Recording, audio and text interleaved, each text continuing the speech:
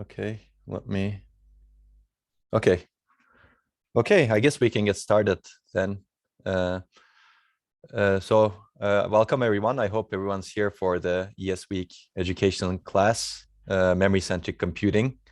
We're going to cover a lot of interesting topics and cutting-edge topics in how computation is done in a more data-centric or memory-centric manner. And I should warn you that this is going to be relatively fast-paced. If you have questions, feel free to ask. I don't know what the format is exactly, but I can lecture about this for hours and hours, and I have a lot of slides on the topic. So feel free to ask any questions whenever to interrupt me. And clearly, this topic has a lot more material than we can fit into 2 hours. I'll try to give you a summary of it and also the mindset of memory-centric computing, if you will, because it requires a mindset change to enable more memory-centric programs, memory-centric architectures, and memory-centric thinking of computing systems, even from the computing theory to begin with. And I'll point you to some resources as well. Let's get started, I think. Okay, I guess people know me. I'm a professor at ETH Zurich. I'm going to cover some introductions at the beginning, introduction to my group as well. I'm interested in building fundamentally better architectures. We focus on computer architecture, hardware, software, co-design, computing systems, bioinformatics, and hardware security. And you will see aspects of all of these in this talk, hopefully. And these are 4 key directions that we are pursuing. And again, you will see aspects of all of these in this talk. I think going forward, computing platforms need to become fundamentally secure, reliable, safe. This is critical. We need to become fundamentally energy efficient, memory-centric, which is really the topic of this lecture. But I will touch upon the other topics as well. We need to become fundamentally low latency and predictable in our architectures. And going forward, to achieve the highest energy efficiency and performance, we should specialize our architectures to the workload that's important for the system that's being designed for. Okay, I think this brings us to the transformation hierarchy of computing. You need to solve problems in computing. And computer architecture normally sits between the interface between the hardware and software, as well as a microarchitecture. But I will take a much broader approach to computer architecture in this talk. It's more like all the way from algorithms to devices. It's an expanded view. And I think going forward, to achieve the highest energy efficiency and performance, we must take that expanded view. It's already happening, but it's going to happen even more going into the future. And we should co-design across the hierarchy from algorithms to devices and specialize as much as possible to achieve the goals of the computing system that we want to design. These are, I'm not going to spend a lot of time on the slide, but these are some of the research topics that are going on in my group that we will touch on. But I'm interested in broad research spanning applications, systems, logic, with architecture at the center of it. And this is my research group. A lot of the research that I'm going to talk about is done by these folks. So I acknowledge them at this point. And if you're interested, you can read some of our newsletters. And if you're interested, you can also watch some of the videos that we put out. And I will briefly mention the mindset so that hopefully you get an idea. I strongly believe that teaching and research are coupled. They're 2 sides of the same coin. Research enables new insight, new ideas, and you teach them later on, and they become old insight. And basically, it's a cycle that keeps growing. And both of these have to happen so that progress happens going into the future. And I'm going to talk about a lot of ideas, and I encourage people to focus on insight and new ideas, as opposed to maybe getting too much bogged down on the implementation details, at least for this talk. Of course, when you write a paper, get bogged down on the implementation details and make sure that things work. But I'm going to stay not so implementation oriented in this talk, let's say. And we focus a lot on learning and scholarship, and I think I'd recommend everyone to do that. And with good mindset, good goals, and good focus, hopefully people who are taking this class and can make a good impact on the world. I would also recommend, I'm going to talk about a lot of things, but we release a lot of videos on our YouTube channel, and certainly the computer architecture courses, digital design courses are released, and many other talks are released. I would recommend you take a look at them. If you feel like, for example, you're missing some background on some topic, this is a freshman level course on digital design and computer architecture. And this is the more advanced computer architecture course. And currently the computer architecture course is happening, and we're live streaming on YouTube. So anyone is welcome to attend and ask questions on YouTube. We also have seminar courses that go more in depth into papers, and that's also being live streamed on YouTube. So feel free to attend that as well if you feel that these topics are interesting to you. We also have more hands-on projects and seminar courses that you can find online. We're also doing some live seminars. If you're interested in attending, feel free. There's one coming up in October 27th, which is very much related to the topic of this lecture. I'm going to mention this work, but it's going to talk about data-centric and data-aware frameworks for essentially fundamentally efficient data handling. This is one of my PhD students who did her PhD thesis on this topic, and she's going to deliver this lecture. Okay, I also believe in open source artifacts quite a bit. We release a lot of open source tools, and what I'm going to talk about, a lot of it is released open source. And if you're interested in doing research, for example, on memory-centric computing, you can get started on it relatively easily with the open source tools that I'm going to mention. For example, the PRIM benchmarks are the first processing in memory benchmarks that you can run and analyze in existing processing in memory systems like UpMem system. DAMU is another benchmark suite. Remulator is our DRAM simulator, but you can find many, many other things in our GitHub. Okay, and you can find a lot of talks, as I mentioned, and I'm going to just flash these and move on, let's say. And I would recommend people to think about maybe watch this talk, which talks about doing impactful research, where I outline a bunch of principles that I like following, for example, in my research to reach as high impact as possible, let's say. And separately, I also highly recommend this reading by Richard Hamming. I'm assuming many people who are attending this course are interested in doing research or doing something important, let's say, that can change the world in computing. And I like the seminar that Richard Hamming gave about, I guess, 25 years ago now. Well, I guess it's 35 years ago now, right? Yeah, 35 years ago now, where he outlined his philosophy on how to do research. And I'd recommend looking at that. And this is kind of a summary of what he discusses at the end. Basically, know yourself, your weaknesses, your strengths, and your bad faults. How can you convert a fault into an asset? The successful scientist changed the viewpoint, and what was defect became an asset. So what may seem like a defect to you in anything, you can turn it into an asset by looking at it with a different mindset, let's say. And I'm not going to read all of these paragraphs, and there's a lot more, let's say, words of wisdom by Richard Hamming, who invented the Hamming codes as well as error correcting codes, and essentially a coding theory, let's say, in this particular talk. He also has a series of lectures that you can find online. I forgot to put them over here, but he delivered these lecture series in Naval Postgraduate School in 1995. And he really talks about how to do research and how to have a high impact on the world with that research. I'd recommend looking at it. Okay, I guess with that backdrop, let's start the main subject of the course. It's memory-centric computing systems. Well, it's called memory-centric computing. I added systems over here. Clearly, we want to build systems based on memory-centric computing principles. And the problem is that computing is bottlenecked by data, especially today. Data is really key for all important workloads, machine learning, AI, genomics, whatever you can think of. I'm going to give you examples. These workloads require rapid and efficient processing of large amounts of data, and data is increasing. We can generate more data than we can process today. So if you look at some, let's say, more traditional workloads, they're having difficulty scaling and being energy efficient because there's a lot of data that we're dealing with today. As a result, data is a performance energy bottleneck. If you look at more mobile workloads that everybody uses today, in fact, in our call, we're probably using all of these workloads that you can see on your screen. Well, at least different versions of it, let's say. And data becomes a performance energy bottleneck in those workloads as well. And we do a lot of work on genomics, genome analysis, and this is, I believe, an emerging area that's going to be a lot more important into the future because it has enormous implications on medicine, health, and also pandemics, as we are seeing currently. But today, we can generate a lot more genomic data than we can process because the cost of genome sequencing devices has reduced dramatically, much faster than a transistor cost has reduced over decades, as you can see over here. As a result, we can generate much more genomic data than we can process because the computation that we do on this data is also expensive.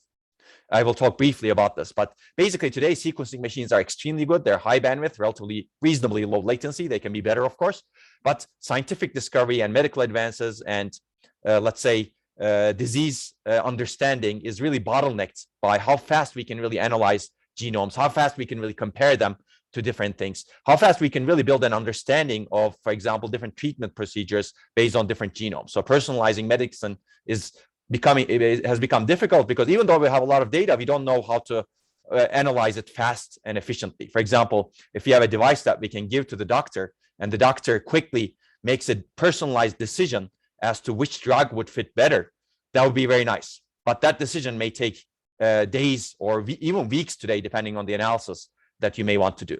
So our goal is really to reduce that time, but we're bottlenecked by performance, by the performance energy bottlenecks of data.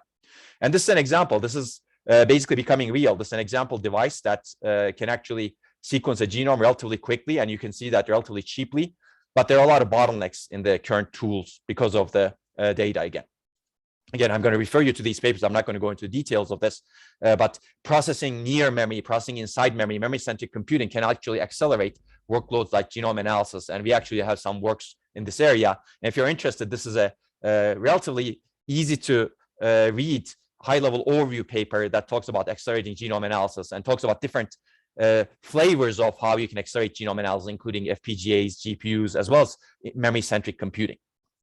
Okay, there's also specialized hardware accelerators that you can design, hardware software co-designs that you can design to accelerate approximate string matching, which is at the core of many genomic analysis, as well as other text analysis. And if you're interested, I'd recommend taking a look at this paper, for example, and that might inspire you to do other accelerators. And I believe we have a lot of need for accelerators going into the future in this domain, because the future is actually very embedded, as you can see. You can see that this is a genome sequencing device that was actually already available a few years ago, and you can plug into your phone, and you can also do a genome sequencing over here. But again, we're bottlenecked by the data, and we're actually trying to push the computation into the device, into where the data is collected, so that we can minimize the data movement and minimize the amount of computation that becomes needed, the amount of storage that becomes needed later on also.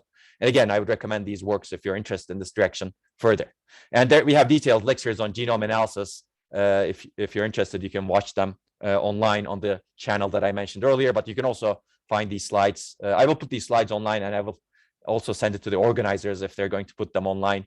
But you can find this information online by looking at the slides. Okay, this was an example embedded application. I believe actually genome analysis has to be done in massive scale in data centers, as well as in personal private scale, let's say, and also in the hands of a doctor. So it has to be very, very embedded as well. So this is an application that's really spanning all types of computing systems. And I use this example to show that data really overwhelms modern machines. Even though I didn't give you some numbers to you can easily find the numbers in the papers, basically. Basically, data overwhelms modern machines today. It overwhelms the storage and memory capability, computation capability, communication capability, as a result, computation capability as well. It greatly impacts robustness, energy, performance, and cost too. So if you look at a computing system, fundamentally, it consists of three key components: computation, communication, storage, and memory. And if you look at the history of computing, a huge amount of effort is really spent on optimizing the computing units. Today, we are actually very good at doing that. We know how to build extremely high performance and reasonably energy efficient high performance processors, very good accelerators, very good GPUs, etc. But we have not optimized as much the communication and memory and storage units. And this talk is really about that, basically. Even though these units are not optimized as much, they're the bottleneck today. And in fact, they're occupying most of our system area and system cost. And this picture, this cartoonish picture, kind of quantifies that, basically. So this is my cartoonish picture of a multi-core system.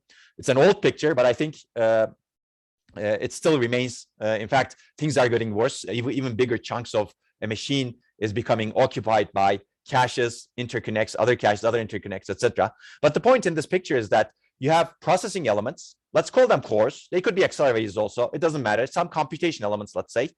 They're a small part of the system. The rest is caches, interconnect, other caches, other interconnect, memory controllers, other interconnect, other caches like main memory, other interconnect, and storage. So most of the system is really dedicated to storing and moving data today.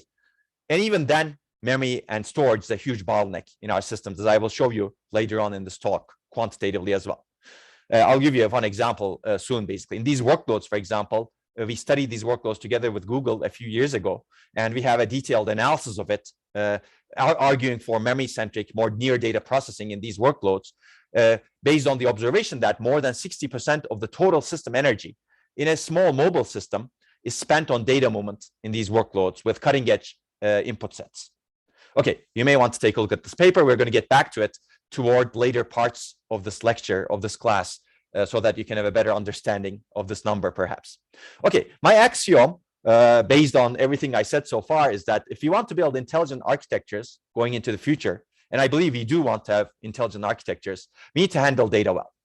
So, of course, this brings the question now, how do we handle data well? And I think there's a three-pronged approach for this. First, we need to ensure that data does not overwhelm the components. We're designing some components, hardware components, as well as software components. We should ensure that the data doesn't overwhelm them. How do we do that? I think we need to design intelligent algorithms that minimize data and minimize data movement. We need to design intelligent architectures that achieve the same. And more importantly, we need to design whole systems, algorithms, architectures, devices that can do essentially this, that can avoid overwhelming itself. Okay, so that's one direction, and we're going to focus a lot on this direction in this talk. But there are two other directions that are also important and interesting, and we should explore, and they're synergistic with the first one, in my opinion. We need to design the system because a lot of data and metadata is flowing through the system today, and the systems in their hardware decisions or the software decisions are not really taking advantage of this vast amount of information that's flowing through it. Basically, we can learn from the data that we process and learn from our architectural and system level decisions in the hardware by incorporating machine learning based policies inside the hardware as the software. I'm going to give you an example maybe in the next slide, but that's the idea over here. And the third is we want to understand and exploit different properties of different data so that we can make better decisions on data. For example, if at the semantic level, we can understand the compressibility properties, security properties, error tolerance properties, locality properties of data, we can design memory systems that can treat different data differently. And as a result, we can scale the memory system better. We can make the memory system more efficient. We can make the memory system more higher performance for data that needs it and lower performance or lower energy for data that doesn't need the performance, right? So we can improve our algorithms, architectures in various metrics if we can actually understand and exploit the properties of data. So I believe these three directions are actually quite important and synergistic. So let's take a look at how architectures deal with these three directions, let's say. Today's architectures, as I said, are very processor-centric as opposed to data-centric. As a result, they move data a lot. And as a result, they're not good at dealing with data. And we're going to focus a lot on this direction in this particular lecture. The second direction is today architectures really are not good at learning from the decisions they make on data. So, for example, if you look at a memory controller, my cell phone is, let's say, 6 years old. It's still executing exactly the same algorithm that a human dictated it to execute when the human designed it, based on limited information and limited capability the human has. But there's been a lot of workloads that have executed on this mobile device. And I have actually interacted with this mobile device many times. And the memory controller never learned anything from that interactions and from those workloads. Basically, it does not make data-driven decisions. The learning capability is essentially zero. I think we should change that, basically. We should really, if you want an intelligent architecture, that intelligent architecture should really learn from its past decisions. It needs to be data-driven. It needs to make better and better decisions over time, optimize the system to the user, to the workloads, to the operating conditions, and as a result, become better over time. Right now, it's becoming worse over time because it's making the same decisions, even though the workloads are becoming more intensive and users are becoming more intensive or more, let's say, less patient, etc., more demanding, right? Okay, I'm not going to talk a lot about this direction, but I think it's important. Some examples of this is some of the work that we have been doing in using reinforcement learning to improve memory control decisions and using reinforcement learning to improve prefetching decisions. That's going to appear at Micro actually next week. If you're interested in attending Micro after ESWEEK, you can also attend Micro and see what is there. Okay, and the third dimension is really today's architectures are usually, especially the general purpose ones, but even the special purpose ones for the most part, they're treating data, all data as the same. They don't have enough information, enough semantic information about the properties of different data. As I mentioned, compressibility, locality, privacy, security, approximability, error tolerance, etc. You can come up with many dimensions of the properties of data. And this information doesn't get extracted and definitely doesn't get communicated to the underlying hardware and also usually the system As a result, systems make component-aware decisions as opposed to data property-aware decisions. For example, again, I will pick the memory controller. The memory controller makes decisions based on the structural organization of DRAM. Do you have banks? Do you have rows? Do you have channels, etc.? And whatever happens to be in its queue, as opposed to criticality of the data that it's trying to access, that the processor is trying to access. And this is one example. Okay, again, I'm not going to talk about the data-aware architectures, but again, this is a very important direction, in my opinion, to explore going into the future. And these three directions are actually synergistic: data-centric, data-driven, data-aware. They're really synergistic with each other. And if we have time, we can talk about that synergy, but we may have to leave that for some other lecture. Okay, so as I said, I'm going to focus especially on data-centric architectures, memory-centric architectures, but keep also these data-driven and data-aware aspects in mind, because I believe they're also part of being memory-centric. Okay, so this is, let's say, the goal to design fundamentally better architectures. How do we make them data-centric, data-driven, and data-aware? In my opinion, again, we need to revisit the entire stack to enable. We have to take an approach that's hardware, software, cooperative, designing all the way from algorithms to devices and co-designing them as well. But I believe, even though this may seem like a daunting task, we can get there step by step. And hopefully I will show you small or relatively small changes you can do to enable this mindset that can be more data-centric and data-driven and data-aware. Okay, so let's jump into data-centric or memory-centric architectures, which is the first direction. And if you step back and think about what should the properties of a data-centric architecture be, I would come up with this list. Actually, I came up with this list. Maybe you can add to this list. But I will argue that you should have at least 4 properties. First, this architecture should process data where it resides. Basically, you should have the capability of doing operations on data wherever the data resides. Storage, main memory, caches, processing units. Clearly, we are able to do that today. But we should enable processing capability in all of the memory structures that we have in the system, because it may make sense to actually do the processing there, as opposed to moving the data all the way, all the time, only to the processor or the accelerator. Today, we have no choice. We need to have that choice if you want to be data-centric. Okay, second, since data is important, we need to have low latency and low energy data access. We need to have low-cost data storage and processing. And there are a lot of ideas over here that I'm not going to talk about since we don't have time. And we need to have mechanisms for intelligent data management. We need to have intelligent controllers handling robustness, security, and cost. This is where also data-driven architectures that are self-optimizing come in as well. So I'm going to mention this intelligent data management a little bit to motivate processing data where it resides as well. Okay, so let's jump into processing data where it resides. I also call processing data where it makes sense. You can call it memory-centric or data-centric computing as well. But I think we should be able to have the capability to process data, if it makes sense, in anywhere essentially, while the data is flowing through the network, also in the router, potentially in the certainly in the memory, in the storage, etc. And this is not a new idea. Clearly, this idea has been around for a long time. It's called processing in memory. We're going to distinguish between processing using memory and processing near memory later on. But the general idea is old, basically. And this is a paper from more than 50 years ago, 52 years ago, that was published in IEEE Transaction in Computers. And this is another paper by Harold Stone that argues essentially for the same thing from a different perspective. Okay, so people have argued these ideas, and they have not clearly happened in the course of the last 50 years. Why do we expect them to happen today? So why is it interesting again today? So I will argue that we're today in a very special situation. Basically, if you think of the computing stack, you have the technology at the bottom and applications and algorithms at the top. Both of them are squeezing us, basically. Technology is squeezing us to do something different in memory. Applications and systems are squeezing us to do something different, because they're both bottlenecked by some things, basically data in particular, but also other things that the technology is bottlenecked with.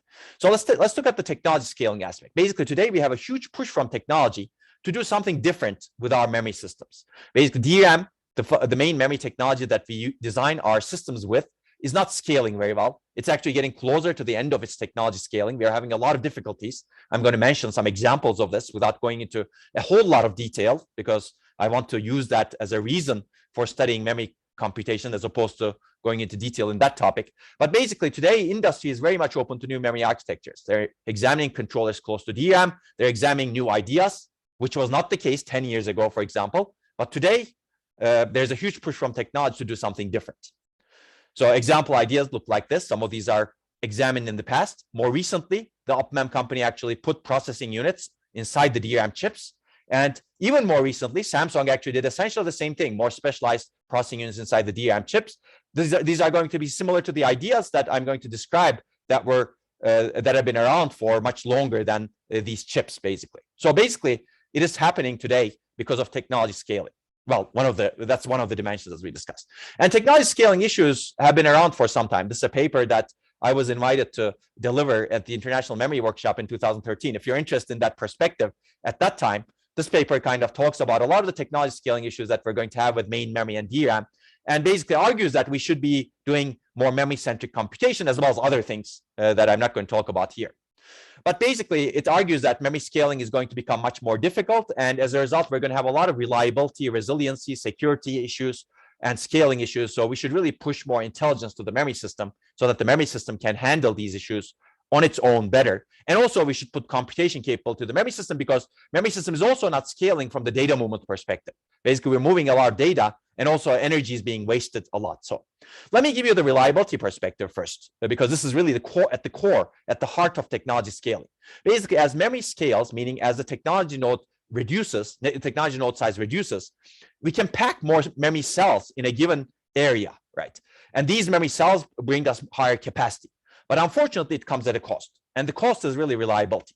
So we did this study together with Facebook a number of years ago, where we analyzed all of the errors that they see in their data center that are related to memory. And we found out that there's a strong correlation between the density of the DRAM chip that's used in the server and the failure rate of the server. And you can see that it's a very strong correlation. As the density increases, server's failure rate increases because you get more memory errors.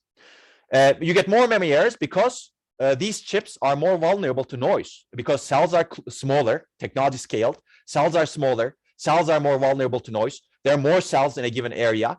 As a result, capacitors are not only leakier, but also more vulnerable to noise. And as a result, you get the system level effect where errors are percolating up in the system and sometimes actually causing servers to lock down, let's say. Okay, I'm not going to go more into details, but this is some strong evidence as to how technology scaling affects itself in real production data centers. And if you're interested in a lot more data, we have actually published it in this DSN 2015 paper. Okay, so later we also built a lot of infrastructure to understand these technology scaling issues in DRAM in particular, because since DRAM is a major memory technology and it's not going to go away anytime soon, let's say, we should really understand it and enable it to scale, let's say. And I strongly believe that even though there are a lot of other technologies that are being examined today, and they should be examined, DRAM is still very hard to dislodge, very interestingly, right? And I think if DRAM manufacturers end up actually using DRAM for other purposes, like processing, it will also enable other opportunities for other technologies as well, not just for DRAM. Okay, but basically we studied DRAM using FPGA-based infrastructures, which can test DRAM essentially rigorously with our own memory controller that's handwritten, let's say. And we actually have many versions of this infrastructure today. This is one version of the infrastructure, and we released the source code of this infrastructure online. So if you want to do experiments on real DRAM chips, you can get your FPGA and you can use our code, which is easy to program, I will argue, because it has a C++ API to do memory testing. And other people have used that. I'm going to mention at least one paper that have actually done it and that have found really interesting results, let's say. So this is the open source repository if you're interested. So while we were doing a lot of experiments in DRAM, we found out that DRAM is vulnerable to disturbance errors. Basically, you can predictably induce errors in most DRAM memory chips by disturbing the cells that you're accessing. Okay, that's the idea basically. So this is called the rowhammer vulnerability right now. It's the fact that you can induce predictably bit flips in commodity DRAM chips in a large number of DRAM chips. And this is really the first example of how a simple hardware failure mechanism, read disturbance in particular, can create a widespread system security vulnerability. And you can actually read some overview articles that are like popular articles that they forget software. Now hackers are exploiting physics. And I like this because this actually gets to the core of the rowhammer. Rowhammer is all about fundamental physics of the DRAM device and electromagnetic interactions between the cells. And basically, by exploiting the fact that you can induce bit flips due to the fact that those electromagnetic interactions lead to the vulnerability, you can actually take over an entire system. Now, before we go into that, I'm not going to go into exactly how you do it, of course, since it takes a lot of effort, but I'll give you some references. What is the problem, basically? If you have not heard about row hammer, memory consists of rows. And if you want to access one row, let's say one cell in a row, you need to apply high voltage to that row, to that word line. This is called activate in DRAM. And if you want to access some other row, you need to apply low voltage so that you can close this row first. This is called pre-charge in DRAM. Now, clearly, there's some electromagnetic interaction that will happen if you do high voltage and low voltage due to the coupling between different wires and the cells. And basically, we found out that if you keep doing this repeatedly, activate, pre-charge, high voltage, low voltage, high voltage, low voltage, high voltage, low voltage, enough times before the memory cells get refreshed, it turns out in adjacent rows, you see bit flips. Some ones become zeros, some zeros become ones in vulnerable cells, depending on how the data is encoded. I'm not going to go into the details of it clearly. Clearly, there's a lot of interesting detail to explore and understand here, but it happens. That's what matters from a security perspective. And we call this the hammered row, aggressor row. We call this these the victim rows. And we found out that in most DRAM chips you can buy today, this is possible, more than 80%. Why is this happening? Well, it's because there's electromagnetic interaction between the word lines and the cells. As a result, electromagnetic coupling, I should say. As a result, when you keep doing this repeatedly, some cells that are vulnerable leak charge little by little at every activate, and eventually they are depleted of charge, and as a result, they lose their value, right? That was written before. And there are a lot of other interesting mechanisms that play into it that are explored in our papers that I'm going to mention later on, and also other papers, more device level papers, but that's the gist of it. Due to the lack of enough electrical isolation, what you do in this row affects some other row that it should not affect. Clearly, it should not affect because you're not even touching that row, right? You're not even writing anything to memory. You're not even writing anything to the hammered row. This could happen just by activating and pre-charging. Okay, and clearly this happened. This is an industry-wide problem. And this is also a technology scaling problem because in older chips that we tested, we did not see this problem. The first appearance is in 2010, and all of the chips that we tested that were manufactured between 2012 and 13 are actually vulnerable to this problem. And I'm going to show you the results from later as well. But basically, in old chips, you couldn't do enough activates to cause this disturbance before the cells get refreshed. But in later chips, because cells became smaller, as well as cells became closer to each other, they became more vulnerable to this sort of read disturbance noise. And as a result, you could do enough activates within a refresh interval so that you can flip some values in DRAM. I will show you the number of activates, and it's going to be surprising, hopefully, well, if you haven't followed the research. So basically, when we wrote the paper about row hammer, we said that the first sentence was, memory isolation is a key property of a reliable and secure computing system, and access to one memory address should not have unintended side effects on data stored in other addresses. I strongly believe this still. We need to have memory isolation to prevent such problems. And we said that someone can hijack your computer by taking advantage of these predictable bit flips. And that's essentially what these folks from Google Project Zero did. I would recommend you take a look at their blog post as well as Black Hat presentation. They have a beautiful security attack that basically takes over the system by taking advantage of these bit flips. I'm not going to go into the details of it. I'll refer you to some other papers that have also done something similar, but in a more sophisticated fashion later on. These folks, for example, showed that you can gain unrestricted access to systems of website visitors. These folks show that you can gain control of a smartphone completely deterministically. Again, I don't have time to talk about details. And there are a bunch of other works. I'm going to skip them. But more recently, these folks show that you can actually destroy the accuracy of deep neural networks, which are otherwise quite accurate. This is another paper that shows that you have a neural network that's quite accurate. But if you actually have a targeted row hammer attack, you can easily destroy the accuracy of the network, inference accuracy, to 10%. Basically, your neural network, your, let's say, machine learning intelligence becomes useless. In fact, could become terrible for your safety and security if this is making decisions for you in self-driving, for example, or other safety, right? By basically making wrong decisions. So I think this is a serious security problem, safety problem, and also reliability problem across all of our computing systems, not only general purpose systems, but also accelerators that may potentially be targeted targeted with this type of attacks that are relatively easy to do, I will say. Corruption attacks are relatively easy to do. Taking over the system requires a lot more effort, of course, right? But here, to destroy the accuracy of a neural network, you don't need to take over the system. You just need to bit flip cause bit flips in enough weights in the system as these folks show. Okay, so this is the paper that introduced Rohammer, and that show that memory scaling issues are actually real, let's say. Even though there are other works that show that these are real, this is perhaps the one that gets exposed to the user as more than others, let's say. Okay, and if you're interested in Rohammer, we have written a retrospective paper that was published in TCAD last year. But this doesn't contain up-to-date information, even though it's a very good overview paper. I would recommend you to read it.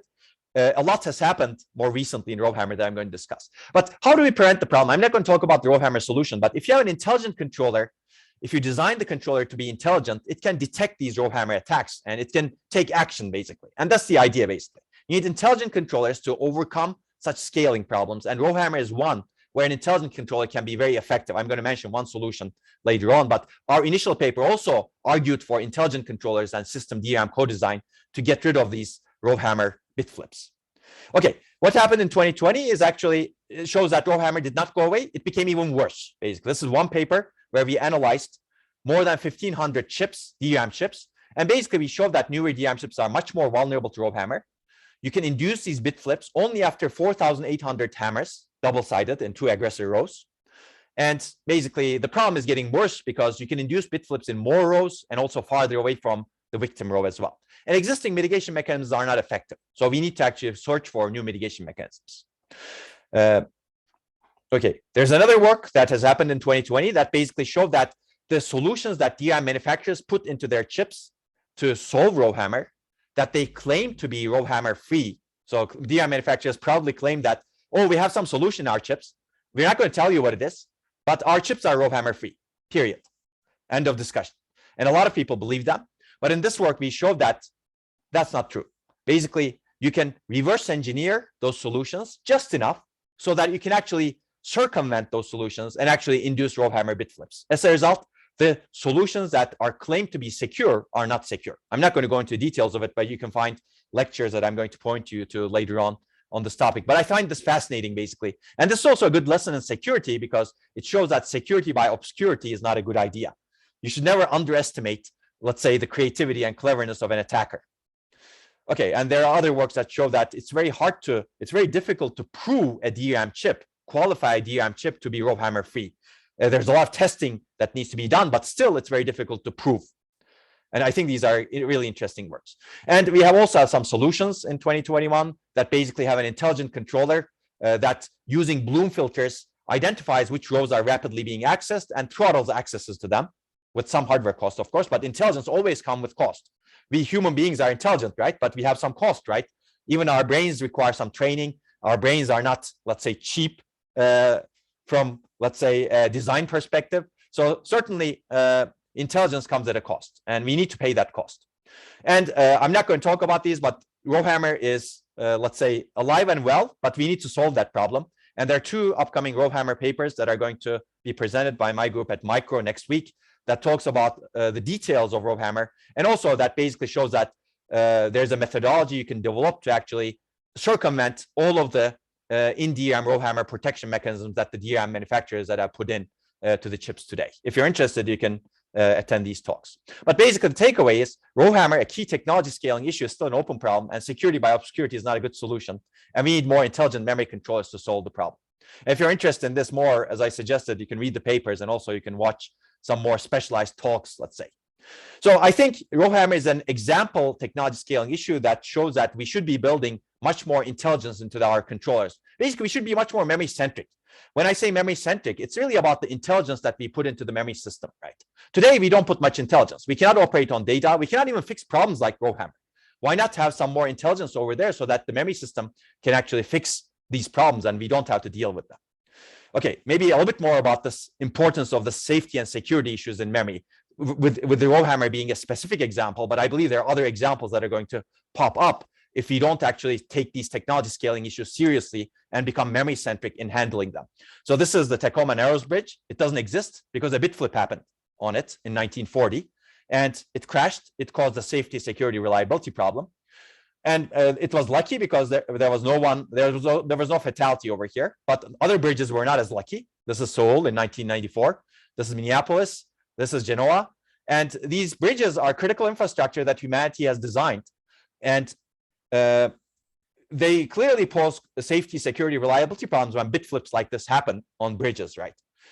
I will argue that today's computing systems that we're designing across the board, embedded systems, data-centric systems, they're all critical infrastructure that we are going to rely on. Automotive systems, which most of which is embedded, as you know, they're going to make decisions for us. They're already making decisions for us.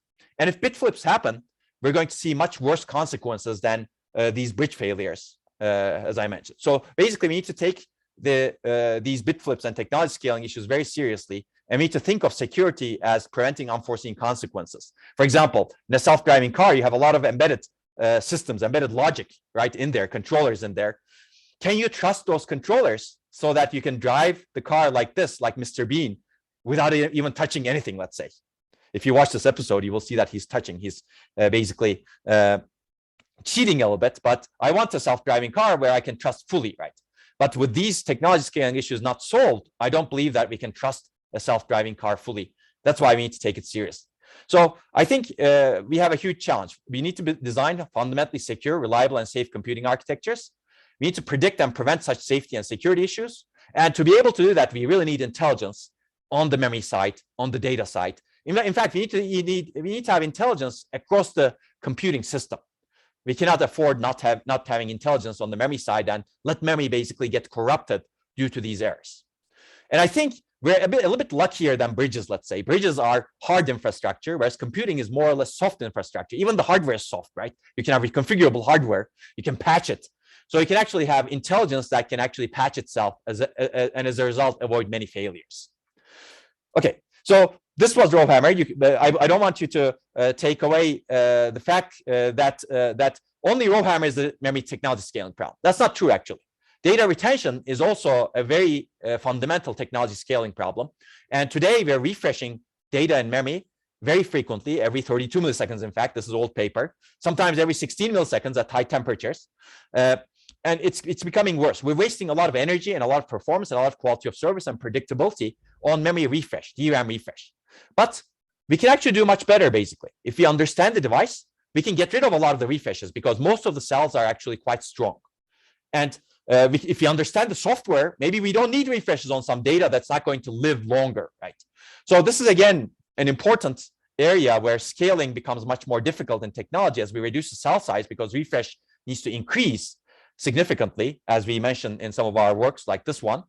But I think we need to have solutions to this problem so that we get rid of the huge downsides of technology scaling. And sometimes maybe some of these retention errors may be actually slipping into the field as well. And that needs to be analyzed. That's more difficult to analyze than Rovhammer, of course. But basically, DRAM refresh is another example where technology scaling is not on our side. And we need to fix the DRAM refresh problem. I'm not going to talk about how we fix it. There are a lot of interesting issues like variable retention time, data pattern dependence, etc. But I will leave you with, I guess, with the flashing of these papers, some of which are very recent. There's one upcoming at Micro, for example, on identifying uncorrectable errors by taking advantage of, or in the presence of error correcting codes inside the chips. But I think this is fascinating. And again, if you're interested in DRAM refresh and data retention and what kind of vulnerabilities it may cause and what kind of issues it causes in terms of technology scaling, again, I would invite you to watch our lectures or feel free to contact us. But refresh is another example where an intelligent controller can identify which cells need to be refreshed at what frequency and refresh them at the frequency that they're supposed to be refreshed at, as opposed to refreshing all of the memory cells at a very high frequency, basically, which is being done today. So an intelligent controller can actually get rid of a lot of the refreshes, as some of the past work shows, more than 75%, even 87% of the refreshes. Okay, so hopefully I've convinced you that we need intelligent controllers due to technology scaling issues, but these are not the only issues. There's an intelligent controller. There are intelligent controllers that are being designed for flash memory, for example. Solid-state drives are quite intelligent. They actually do similar things like what I've been describing so far. I'm not going to talk about them. And industry is also pushing for this as well, even though sometimes they're not successful. This is a paper that I would recommend that was written by Samsung and Intel together, where they basically said that DRAM technology scaling is getting worse. Refresh, variable retention time, write latencies are getting worse. They couldn't talk about Rovhammer, unfortunately. But basically, they said by co-architecting controllers and DRAM, meaning having intelligent controllers that understand what's going on, you can improve the technology scaling. Again, I will leave you with this paper. I will give you one last example from the technology scaling perspective before I move on to the systems and architecture perspective, systems and applications perspective. And that's the fact that there are other technologies that are coming up, and the technologies are scaling differently. So DRAM and some other technologies have different upsides and different downsides. And hybrid memory systems can enable us to achieve the upsides of both technologies while avoiding the downsides of those technologies, right? By doing hardware, software management and data allocation and movement in an intelligent manner. So this is the idea of hybrid memory systems, and it can be generalized to any technology. As you can see, it could be different types of DRAM, for example. It could be different types of NVM. It could be multiple different types of memory. Of course, complexity becomes an issue over there. But then if you want to scale memory into the future, this is a reasonable direction, basically. If one technology does not scale alone, why not use multiple technologies that have different trade-offs and try to avoid the bad things as much as possible in each technology while exercising the good things in each technology? And I think this is actually very promising, and it's already happening. You can see some references over here. But for this to happen, you again need intelligent controllers that understand the properties of different devices, properties of different data, and do the mapping intelligently between the data and the devices. And these works that I mentioned talk about some of these issues, which I'm not going to go into because I don't have time to go into. Okay, so that was a long-winded discussion of why technology scaling is really pushing us to do something different in memory, meaning designing intelligent memories that really understand these issues and try to avoid the problems, basically. And that requires intelligence. Okay, now let's look at the systems and application side, the higher level side, let's say.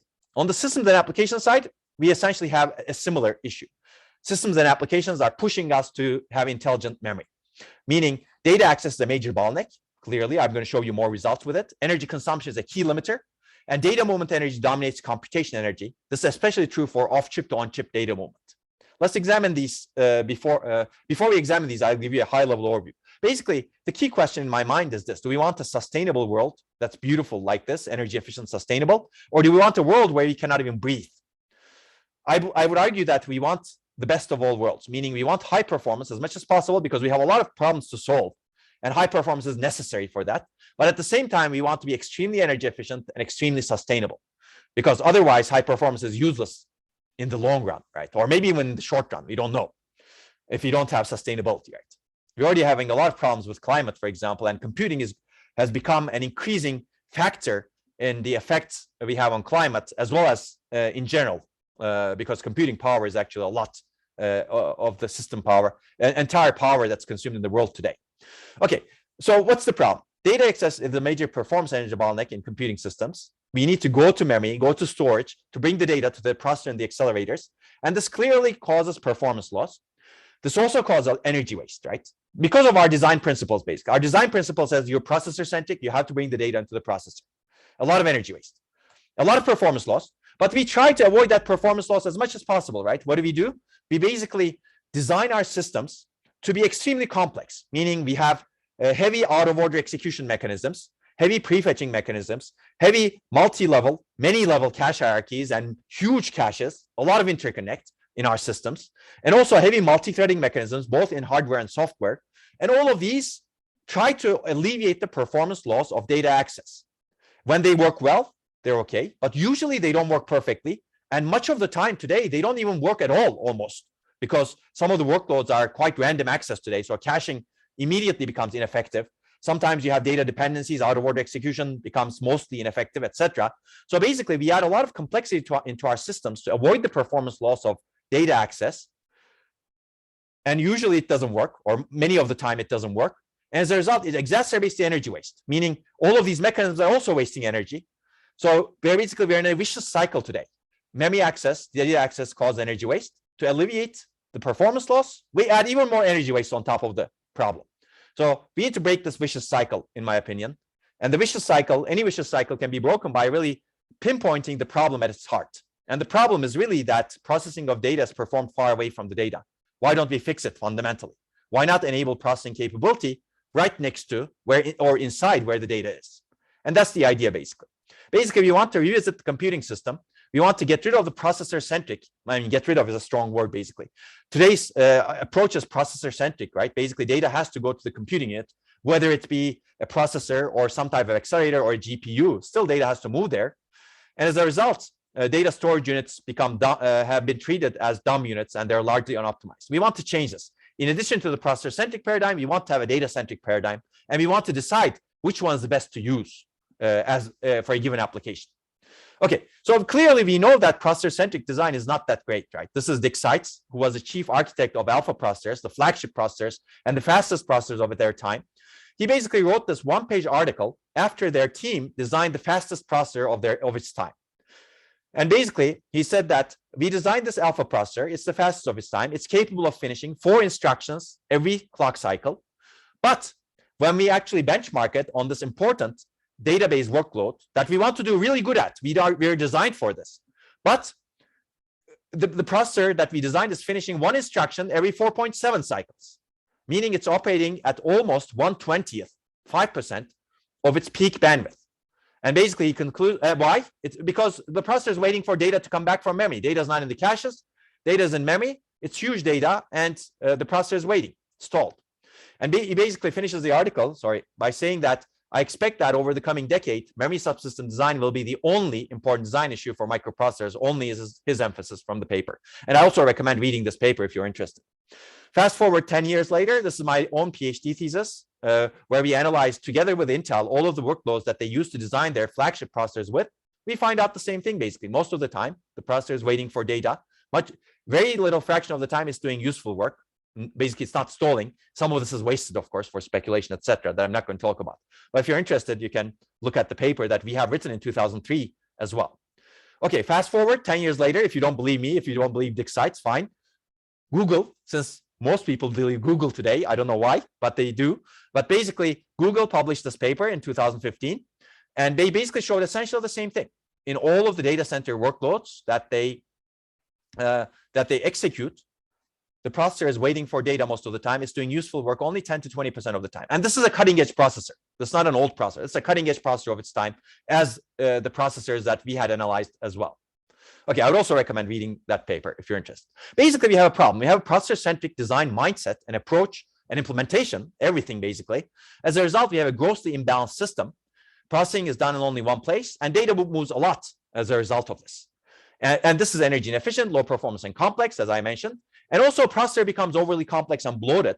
That's true for accelerators as well. If you look at a GPU today, it's very complex and bloated. In fact, that's true. That has become true for machine learning accelerators and other accelerators as well, because you need to tolerate the data access from memory. As a result, you need to have complex hierarchies and mechanisms which are energy inefficient, low performance, and complex, especially when they don't work fully or when they don't work at all. So as a result, we're back to the picture that I showed you earlier. Most of the system is dedicated to components that store and move data, yet the system is still bottlenecked by memory and data. Okay, let's take a look at the energy perspective. I'm borrowing this slide from Bill Daly from HighPeak 2015. And these numbers have all changed over time, clearly, but the gist of the conclusion remains. So let's take a look at an arithmetic operation. 64-bit double precision floating point, according to Bill Daly, is 20 picojoules. Energy of a single DRAM write is 16 nanojoules. That's 800x difference. Basically, a memory access consumes between 1 to 2 orders of magnitude the energy of a complex addition. Remove that complex over there, an addition, basically. So given this trade-off, does it really make sense to do just one operation, one simple operation? Does it really make sense to bring 2 operands from memory into the processor, do the simple operation, and then write the data back? Basically, you're doing 3 times 800x, according to these data, to just do a very simple operation. I would argue that in most cases, it doesn't make sense unless you have very good locality to overcome. I will also mention that this picture is really it's really showing us the success of technology scaling, success of Moore's law, if you will. Basically, what's happening is if you go back 70 years ago, and if you try to plot the energy of all of these different operations, you will see that a computation is actually about 2 orders of magnitude more expensive than memory access. So over the course of 70 years, we swung 5 orders of magnitude such that the computation became better and memory became worse, or it didn't improve, let's say, as much. So why? This is because of technology scaling. Technology scaling enabled us to build better, faster, smaller, more energy efficient transistors. Whereas technology scaling didn't help us much with interconnect and the memory. As a result, memory has become a significant bottleneck, whereas computation has become cheap and easy. And I would also argue that computation is we know what to do when we design computation systems today, but we need to learn what to do when we design memory systems going into the future, let's say. So that's why I think this disparity is quite important. And again, if you don't believe those numbers, there are a lot of numbers that have been published that are similar. And this is why we see more than 60% of the total system energy is spent on data movement in real workloads, according to our analyses. And we're going to get back to this paper as well. So, okay, based on everything that we have said so far, I will argue that we do not want to move data in our system. We want to minimize data movement as much as possible. Of course, maybe I'm exaggerating. Sometimes data movement makes sense, right? As long as it makes sense, as long as you overcome the downsides of it, moving data is okay. But most of the time, we don't want to move data. So basically, we need to have a paradigm shift to enable computation with minimal data movement. Today, we have no option. We have to move the data to operate on it. We want to have options, basically, in the memory hierarchy. We want to be able to compute where it makes sense, where data resides, and data resides in many possible places in the memory hierarchy. We should be able to operate on data wherever data may reside, and basically make the computing architectures more data-centric or memory-centric. And that's the idea of processing near memory or memory-centric computing. So I'm going to talk about main memory for the rest of this talk, but you could apply the principles to any kind of memory structure. Why am I going to talk about main memory? Because main memory is really important and interesting. Clearly, a lot of data gets stored in memory today. Caches are not capable of it today. Storage is too slow today. So main memory is really interesting for that reason today. And today, people have devised applications just to fit main memory. There are in-memory databases that are optimized for main memory. There are in-memory graph processing engines, in-memory machine learning workloads, in-memory media processing. All of these are designed to really fit memory today. So that's why main memory is very interesting today. So what would we like to do? Basically, we have our workloads that are already fitting in our main memory. And if you want to do operations on them, the processor basically asks the main memory, can you execute this function for me on this data set? And the memory says yes, and here are the results. And hopefully that's fast and efficient, because there's no big data movement that happens between memory and the processor. All the data stays here and gets computed on in the memory chip, and only the results get communicated. That's the idea, basically. So, of course, it's easier said than done. There are many questions over here. How do we design the compute-capable memory and the controllers? How do we design the processor chip and the in-memory units? How do you design the software and hardware interfaces to enable this? Both are important. How do we design the system software compilers and languages to take advantage of it and enable this, and enable it more easily for the programmer? And how do we actually design the algorithms and theoretical foundations of computing to be much more data-centric to take advantage of this? I will say that theoretical foundations of computing have been based on processor-centric principles. Basically, if you take a theory of computation course, you know the big O notation or big theta notation. Basically, you're counting operations. Memory never plays a role. We should change that, basically. If you're data-centric, even the theory of computing has to change. Okay, basically, that's why this is an across-the-stack approach. That's why it's fascinating. That's why it's really exciting. That's why there are a lot of research opportunities here, and there will be a lot more research opportunities here going forward as well. Sorry about that. Something happened with my computer. But that's also why this may be difficult to adopt. So we really need to think intelligently to enable adoption of these. Okay, before I delve more into processing in memory, I will mention that we have written this overview article that talks about processing in memory from a modern perspective, that talks about a lot of issues. You can find it on my website as well as on archive. And we cover a lot of topics, as you can see, different types of approaches to processing memory that I'm going to talk about. I'm going to talk about processing using memory and processing near memory today. And we talk about adoption issues as well as research challenges going into the future. So if you're interested in this topic, I would definitely recommend reading it. It may actually give you inspiration on ideas as well as potential research directions, as you can see, are outlined in later chapters. But also they're sprinkled in the paper as well. And I'm happy to get any feedback if you have feedback on this topic. Okay, I think I've been speaking a lot. Are there any questions? Feel free to type them in chat. If not, I'm going to jump into these two, let's say, exciting approaches on how to do processing in memory. Okay, I'll wait for a very short time. Maybe some people are actually waking up. This is a bit early on the west coast of the US, I think. But that's okay. I think I will feel free to put your question to chat. I will start with the two approaches. So processing in memory clearly is an old idea, but these two approaches actually examine it in a new perspective, let's say, because trade-offs have changed. And surprisingly, the processing using memory part has not been explored as much in the past. These two approaches are fundamentally very different. Processing using memory takes advantage of the operational principles of a memory structure to also do computation with minimal cost. Basically, we're going to repurpose or use the operational principles to do computation without adding much logic into memory. So it's very powerful from that perspective, but this also changed the programming model significantly. Processing near memory, on the other hand, is much closer to today's systems. You have memory, you have processor, they're far away from each other. You basically gradually put the processor closer and closer and closer to memory, sometimes inside the memory chip, inside the memory bank. Basically, this is very similar to what we have today, except the processors and the accelerators get closer and closer to memory. They may become inside the memory chip as well. I hear some noise. Is there a question? Okay, I think I still hear the noise. If it goes away, that's good, unless there's a question. Okay, I don't see anything in the chat, I guess. So I'm going to move on. Okay, so keep this in mind. There are these are two fundamentally different directions, and you will see the difference. So as a result of the fact that processing near memory is basically putting the compute units closer and closer and closer and closer and closer to memory, it's easier to program, right? It's you can imagine the programming methodology is going to be very similar, but processing using memory changes the programming model significantly, as we will also see, unless you incorporate it in a simple way, of course, right? Okay, so let's start with the processing using memory part. Basically, this approach takes advantage of the operational principles of memory to perform bulk data movement and computation inside memory.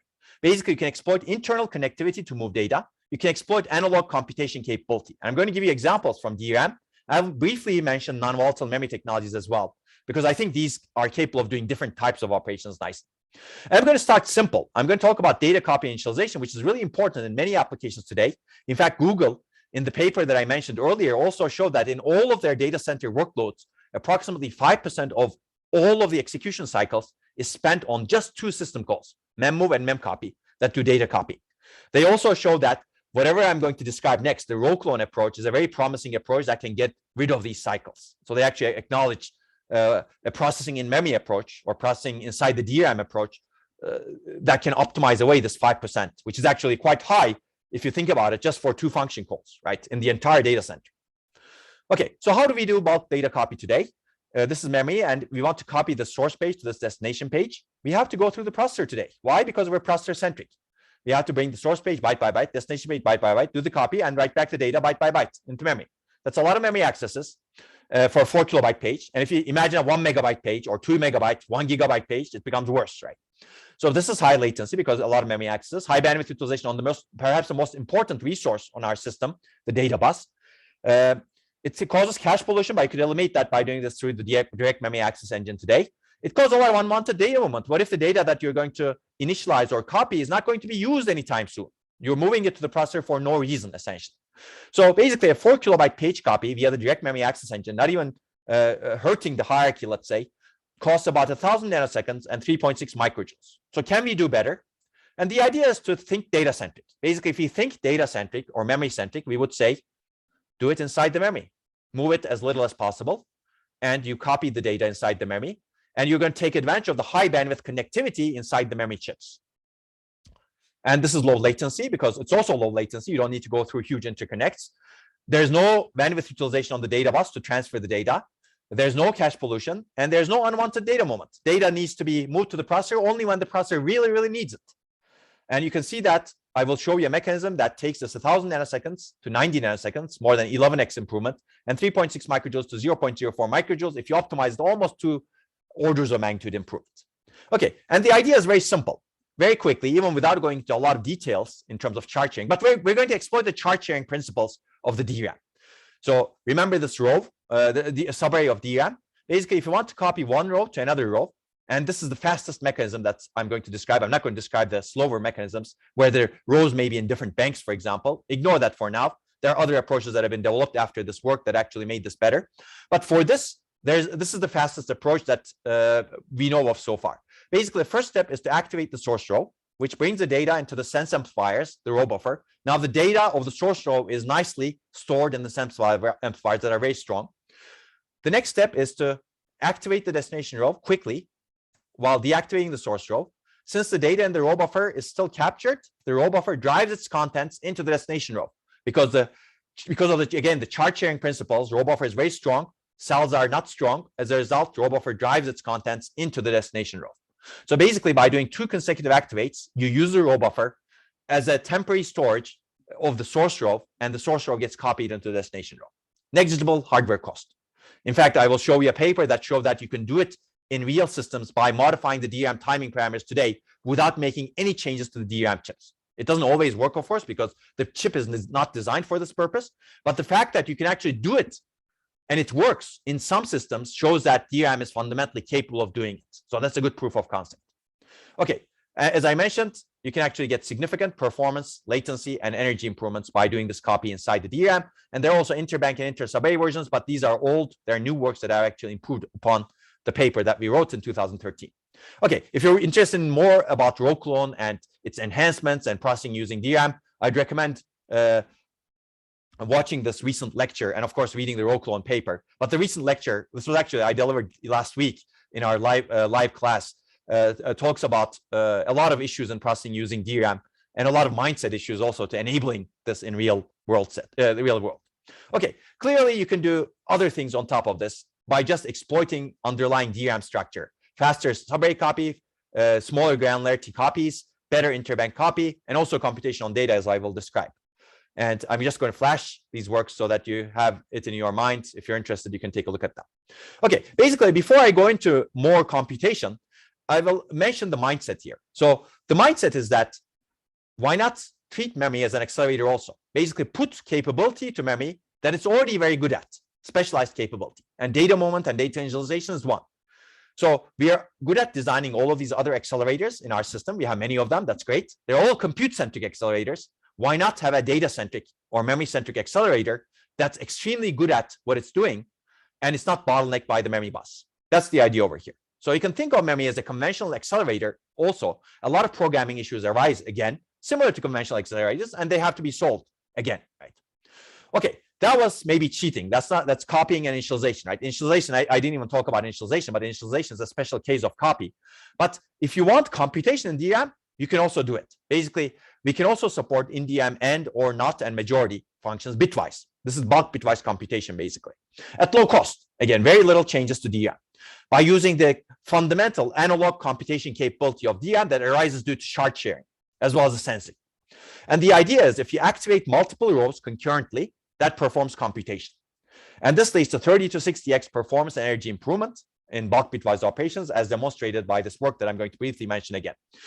On top of this, new memory technologies enable even more opportunities, in my opinion, because they have a different structure and they can do matrix multiplication, as I will briefly mention.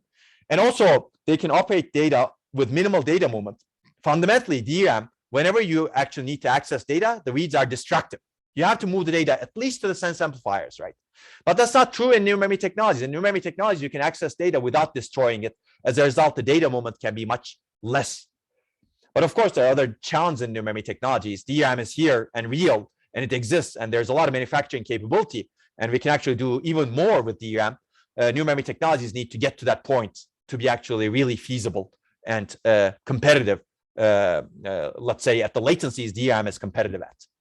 Okay, let me give you the idea. This idea is actually applicable to not just DRAM, but also emerging memory technologies. I'm going to describe it from the perspective of DRAM. But basically, the fundamental primitive is triple row activation. If you activate these 3 rows concurrently, you would get a majority function. So basically, I'm showing 1 bit in each row here. These are the capacitors, these are the access transistors, and this is sense amplifier. Imagine a row being 8 kilobytes. So you can do this operation on 8 kilobytes concurrently. And if you have 1,000 subarrays, you can do this operation concurrently on 1,000 subarrays. So you can operate on 8 million bits at a given time inside DRAM chips, maybe even more if you have a larger DRAM chip, right? But basically, if you connect these transistors, access transistors, at the same time to the bit line, what happens is, in a perfect circuit, if at least 2 of these cells are charged, you get the charge state at the end at the sense amplifier. If at least 2 of them are discharged, you get the discharge state because of the charge sharing principles, right? Which is the principle of operation of DRAM. Basically, in this case, you get the charge state. Basically, because 2 of these cells are basically charged, you get the charge state at the end. And this is a bitwise majority function. And bitwise majority function is a very exciting and very nice function, on top of which you can build many, many computation principles, especially if you add an immersion on top of it. And Donald Knuth, I would recommend reading Donald Knuth's, let's say, a description of the bitwise majority function where he praises it as being one of the most beautiful functions in the world, let's say. Okay, that's bitwise majority. You can use it for computation. You can also take out C and set it to 1. Now you get the OR of A and B. If you set C to 0, you get the AND of A and B. So you can do in DRAM AND and OR as well as majority. Okay, so to be cost effective, we propose it to be done only in a designated part of a subarray inside the DRAM. And those designated rows you need to copy the data from rows A and B, for example. If you want to do bulk operations on A and B, do the ending and store the results in C, you need to first copy, meaning row clone, the data from A and B into these designated rows where you can do triple row activation, and then row clone the reserved 0 row so that you can specify an end, and then you do the triple row activation, and then you row clone the result back into the C row. So this is how it operates, and you can program it actually through the memory controller easily, as we show in the paper. Okay, so and or and majority, those are good functions, but we're missing something that is preventing us from functionally complete. We're missing a NOT, basically. So if we can do a NOT, we can be functionally complete, and we can map essentially any algorithm, with some effort, of course, onto the substrate that can do bulk bitwise execution. And that's essentially what we did in this paper. And I'm not going to go into the details of it, but if you think of DRAM, if you think of the sense amplifier that I showed you, the other side of the sense amplifier actually contains the complement of the data that you sensed, meaning you already have the NOT function because of the cross-coupled inverter, right? Inverters are already there. You don't need to add another inverter to get a NOT. That would be costly. Why not use the same inverter and connect the output of it to another row in the subarray, into a special row that we call the dual contact row. I'm not going to go into the details of it. You can make it work. There are a lot of SPICE simulations and reliable simulations that we did that shows that this works. But basically, this is the key idea. Without actually adding any logic for computation, we actually can put the data back, complemented data back into the array. And that's the idea. Now you actually have a functionally complete bulk bitwise execution system. And it's actually quite powerful. NOT operations are, let's say, 60x more energy efficient compared to DDR3.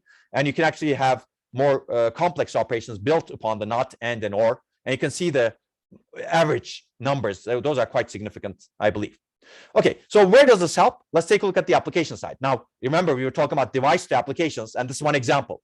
We changed some small things. We are exploiting device level principles, and we changed some circuits to enable some other operations. And now we're going to take advantage of it at the application layer. We're going to revise the algorithms to actually get high benefits from the changes that we did at the circuit level so that we can exploit the devices, right? Device level principles. And bulk bitwise operations are quite common in bitmap indices like databases. Some databases are specifically written to maximize bulk bitwise operations so that you can do column scans much faster. Microsoft has written a web search engine that's, again, to maximize bitwise operations. DNA sequence mapping is very much bitwise, as I mentioned earlier. I didn't mention the bitwise portion of it, but the genome analysis is quite bitwise. And encryption algorithms, set operations, I'm not going to go into more detail on many of these, but I'm going to give you some examples. Basically, we ported some of these workloads to our Ambit engine, in simulation, of course, that can do bulk bitwise execution, and we get significant benefits. This is our end-to-end results of a query, for example, using bitmap indices, database queries, basically. You get 5.4x to 6.6x performance improvement on end-to-end queries, and performance improvement increases as data set size increases. Another example, if the database is written to maximize bulk bitwise operations, this is an example result for a query where the speedup can reach 12x end-to-end speedup compared to the baseline. And again, speedup increases as the data set size increases. So, okay, there are other results that I'm not going to talk about over here. I will refer you to the first paper that we wrote on the topic, as well as the more complete Ambit paper that talks about this bulk bitwise execution model. And there are more recent papers that we wrote that talk about some research directions as well. Now, let me quickly talk about some programmability issues. How do you actually make this even more general purpose and make it easy for the programmer to actually specify more complex operations, and also make it easy so that there's an end-to-end framework that the compilers can compile into, for example. And that's the idea of the SimDRAM framework. I'm not going to go into a lot of details over here. This was published at the beginning of the year at the ASPOS conference. But basically, this work is an end-to-end processing using DRAM framework that provides a programming interface, the ISA, instruction set architecture, and the hardware support for efficiently computing complex operations in DRAM. Basically, for example, convolution. If you want to compute convolution, how do you specify it? not just and or not, but more complex operations. Multiplication is another example. Division is another example, right? To provide the ability to implement arbitrary operations as required by the programmer or the system, and while using an in-DRAM substrate that requires minimal change to DRAM architecture, basically the ambit substrate that we talked about. And the framework actually consists of a lot of principles from digital design as well. We actually use some of the principles that were developed at EPFL in Nani Demicheli's group, where you could compile circuits into majority functions. So basically, user provides a desired operation in terms of and or not logic. We basically convert it into majority not logic, which we find to be much more efficient. We then convert it to a sequence of DRAM commands that take advantage of the triple row activation and row clone operations that we discussed earlier. And that becomes stored as a SIMDRAM microprogram. And a new SIMDRAM micro instruction is added that will call this microprogram when it's executed by the processor. Right? Okay, so when the user actually uses this new SIMDRAM instruction, that SIMDRAM instruction gets executed according to the microprogram that's stored in the memory controller, and the output is basically incorporated into the program in the end. So basically, you can call this new SIMDRAM instruction, bulk bitwise instruction, from your program in a seamless manner, and you don't need to deal with how it's implemented because somebody else does it for you, and that somebody else exposes this ISA instructions for you. But you can also add new instructions if your instruction set enables you to do that. So that's a very powerful framework that really takes advantage of this underlying bulk bitwise execution substrate and raises it to a level that's much more programmable. And we find very good results, basically. Evaluated across these workloads, as you can see, we can see significant performance improvements over a CPU as well as a high-end GPU, as well as very high energy efficiency improvements over a CPU as well as a high-end GPU. And I would encourage you to read the paper for more detail. There's a lot more in the paper that I do not have really time for. There's a lot of system integration challenges that are discussed in the paper. And I believe this is a promising processing using memory framework that can ease the adoption of these processing using DRAM architectures. It also improves the performance and efficiency of processing using memory architectures with optimizations that are discussed in the paper. Okay, you can read the paper for more detail. Okay, similarly to this, you can also add security functions by taking advantage of the fundamental device level properties of DRAM. You can, for example, reduce the latencies and create the error patterns that you create lead to signatures in DRAM, which are called physical unclonable functions. I'm not going to go into detail. And also, when you reduce the latencies, those latency reductions can lead to true random numbers if you select the cells that are randomly failing when you reduce the latencies. And this is a very high throughput random number generator that you can do processing using DRAM again. And this is the most recent random number generator that outperforms the previous one by exploiting the quadruple row activation principle. When you activate 4 rows at the same time, for example, this leads to, and you can do it on real DRAM chips, by the way. This is done on real DRAM chips. The results are all on real DRAM chips. You can enable the activation of 4 rows concurrently, and that leads to true random numbers that you generate inside DRAM using, again, fundamental device level operation principles. So I find these fascinating because these works point towards the fact that you can put a security infrastructure on the DRAM side by using DRAM's operational principles. And I think that security infrastructure is extremely important. Somehow my video stopped. I will try to enable it, but I don't know why it's not enabled. Can people see me? Okay. No, you don't have. Yeah, I don't know why. Yeah, my camera burned out, I guess. Interesting. Yeah, I don't know how to fix this problem, but okay, I guess. Let me stop sharing quickly. Let me see if I can do anything about it. I doubt it, frankly. But my computer is also freezing, so maybe there is a bigger problem than just the camera. Okay. Let me do one test. Okay, stop. Yeah, it's not working. Sorry. I guess we'll continue if that's okay with people. I have another computer here where you can see me from far away if you want.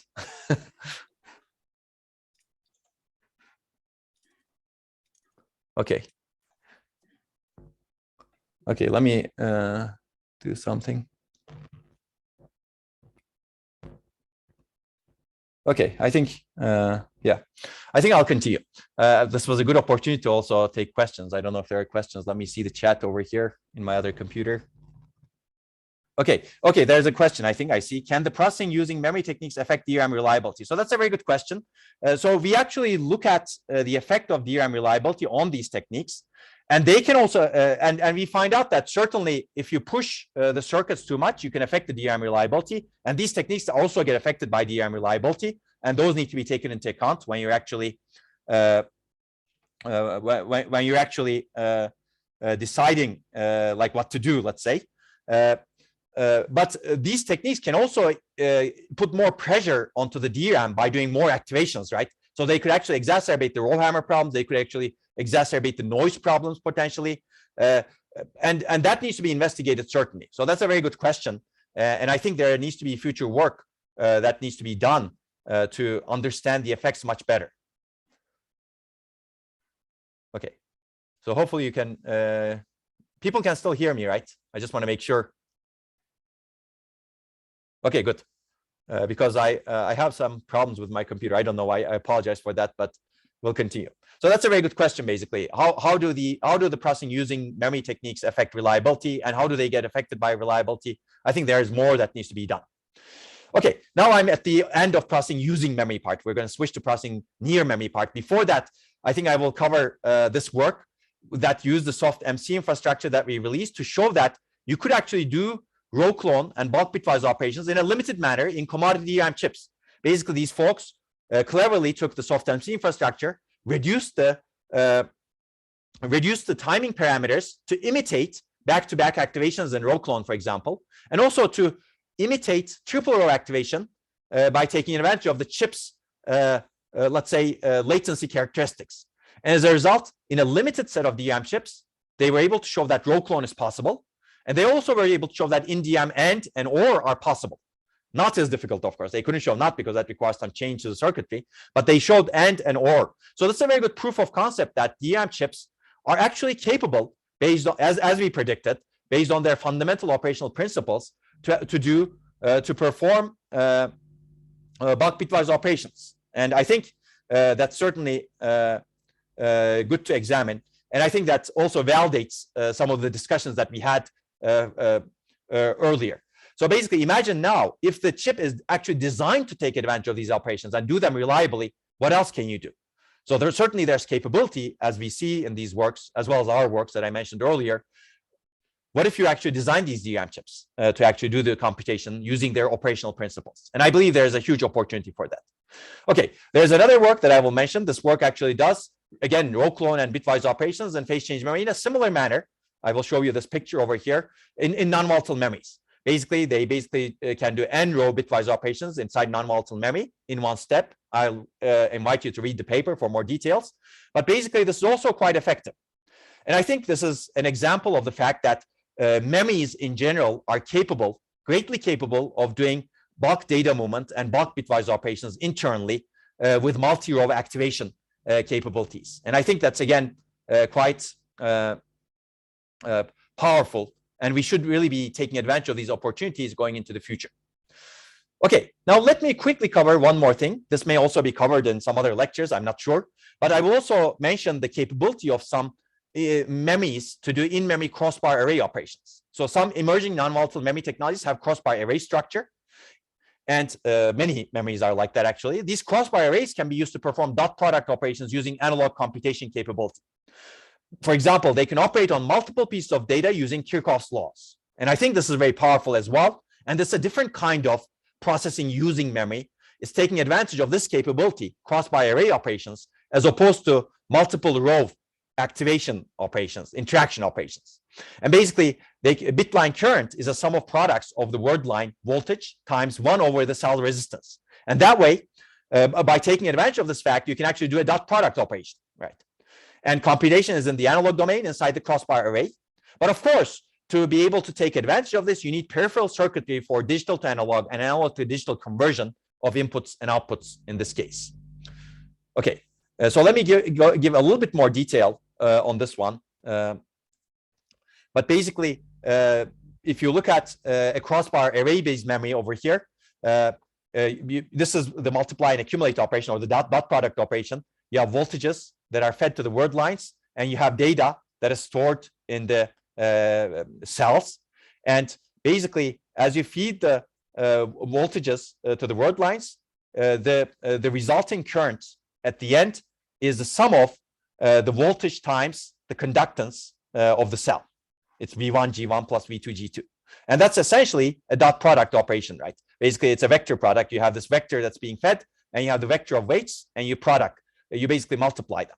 And you can do this in an array basis, and then you can sample the results, and you can convert them from analog to digital at the end. So basically, you can do you can multiply a vector or inputs with a matrix of values, weights in this particular case. And this is powerful, clearly, and this is a demonstration of it. Basically, you have the voltages that are inputs, and you have the resistances as that are values, and this is the multiplication result, the current, and that's the result you can guess using Kirchhoff's laws. And you can do this for the entire vector and matrix multiplication, as you can see over in this animation. Okay, so hopefully this is very simple to understand. Of course, there are a lot of issues like reliability, etc., that was pointed out before. All those issues also exist over here, and you need to make sure that it works correctly regardless. Basically, you need to have digital to analog converters and analog to digital conversion. You cannot keep doing everything in the analog domain. You cannot make the size of the array huge, because then you run into signal integrity problems, etc. You also need to add additional shift and add circuitry at the end, so that you can actually aggregate or reduce the output to a single value as you need. So there are other circuitry that you need to add also. But these have been quite popular, clearly, especially in the machine learning domain. Yeah, my computer for some reason slowing down, as I mentioned. Okay, let's hope that it will survive. But basically, in machine learning, you have when you have a convolutional rail, you have an input feature map, and you need to produce an output feature map. And basically, you convolve the input feature map using a filter, and that's what this is showing. The way you can do this in a non-volatile memory is actually by having the filter as your weights inside the matrix, and you can actually stream the input feature map through those filters, do the multiplication, and the result will come out at the end of the bit lines, basically.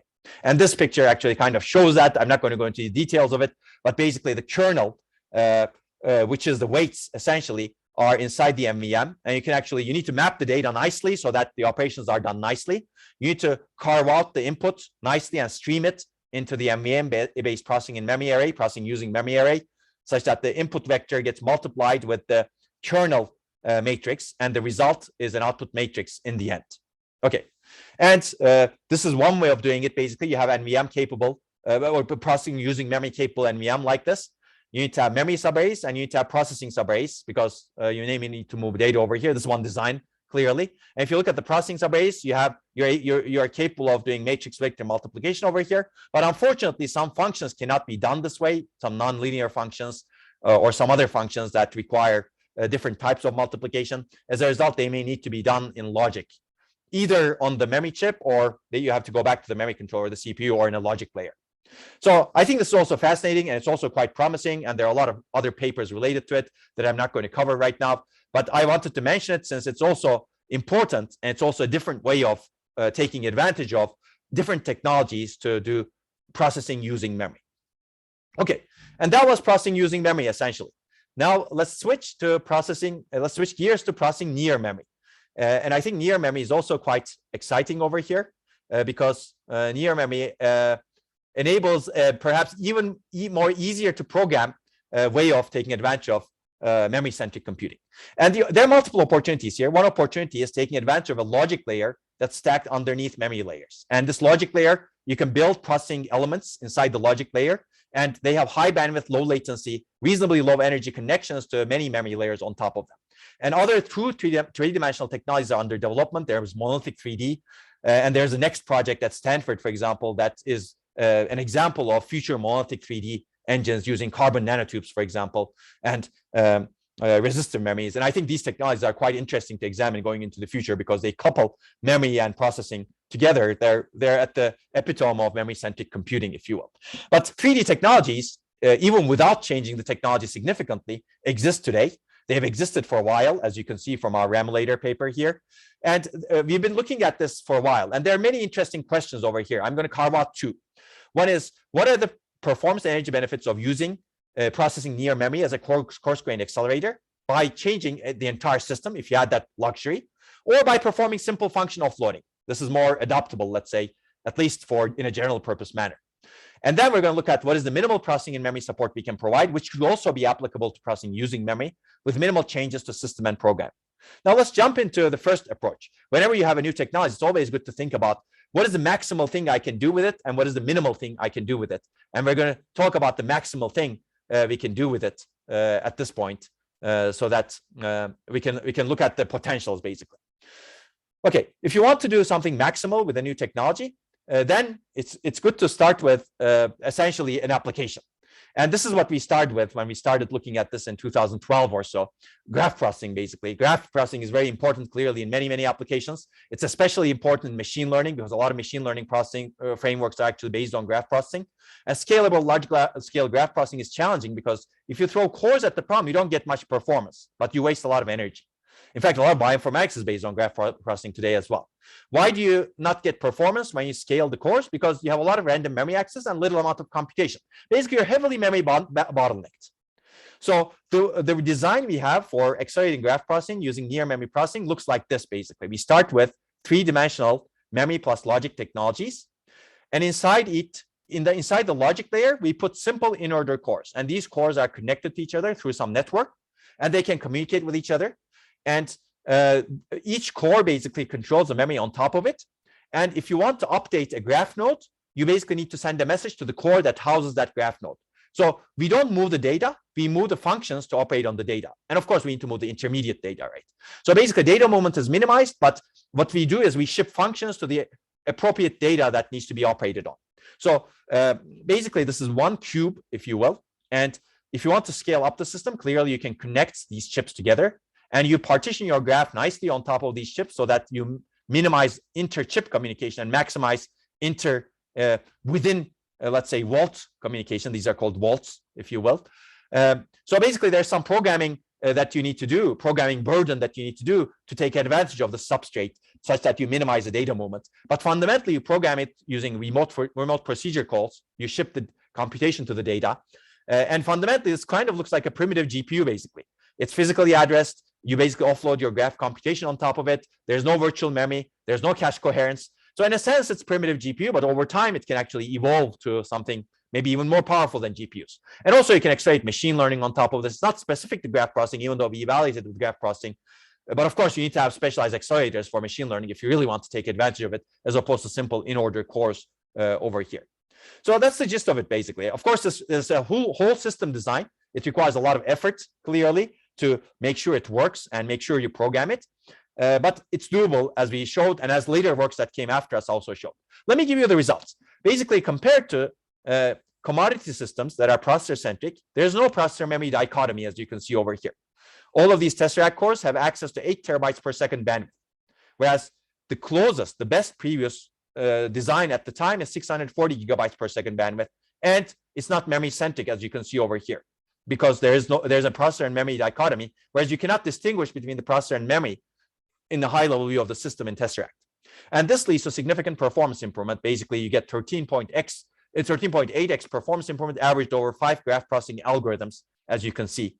And later works actually showed that by optimizing the system, by doing better scheduling, better data mapping, etc., you can actually increase this to 100x or so. So it's very promising, as you can see, 2 orders of magnitude, with collective effort, of course.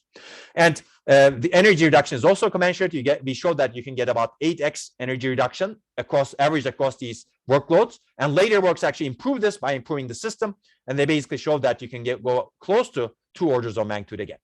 So clearly, this is very promising. You can actually customize a system for graph processing and actually take advantage of the very high bandwidth. And I think this is an example of where processing in memory is going into the future also.